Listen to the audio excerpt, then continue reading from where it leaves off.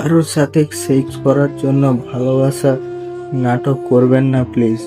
কারোর অনেক অর্থ সম্পত্তি আছে বলেই তাকে ভালোবাসার প্রতিশ্রুতি দিবেন না প্লিজ। কেউ আপনার হাতে পায়ে ধরে ভিক্ষা চাইছে বলে তাকে ভালোবাসার কথা বলে বসবেন না। যদি ভালোবাসতে পারেন পুরোপুরি মন থেকে বাসেন, তবে ভালোবাসার প্রতিশ্রুতি দিন।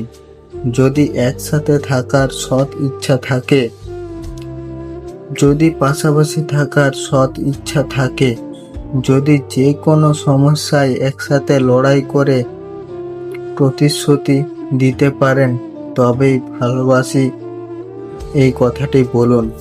অন্য কিছু পাওয়ার জন্য বা কাউকে কোনো না কোনো ভালোবাসি বলে নাটক করে বসবেন না।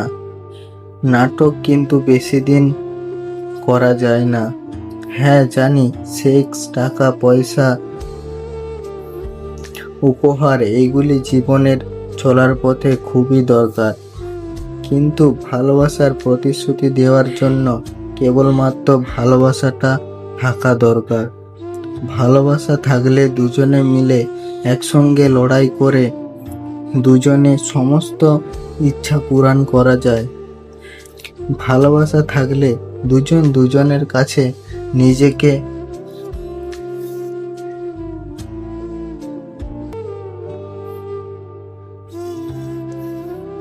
আপনার থেকে হাজার স্বপ্ন পূরণ করা যায়, কিন্তু টাকা পয়সা শরীর পাওয়ার জন্য ভালোবাসার অজুহাত দিবেন না। আর কাউকে করুণা করেও ভালোবাসার কথা বলবেন না। ভালোবাসা শব্দটার উপর একটা মানুষ গোটা জীবন নির্ভর করে, অনেক স্বপ্ন, অনেক লড়াই নির্ভর করে। একটা মানুষের বিশ্বাস ভেঙে দেওয়া পাপ। আপনি আজকে একজনের বিশ্বাস ভাঙলে কালকে কিন্তু কেউ না কেউ আপনার বিশ্বাস ভেঙে টুকরো করে দেবে। মনে রাখবেন, প্রকৃতি ঠিকই প্রতিশোধ নেয়।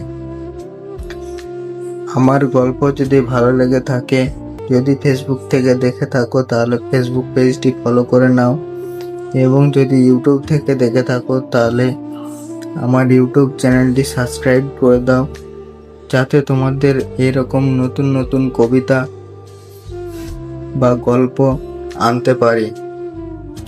ঠিক আছে, সবাই ভালো থাকবেন, ধন্যবাদ।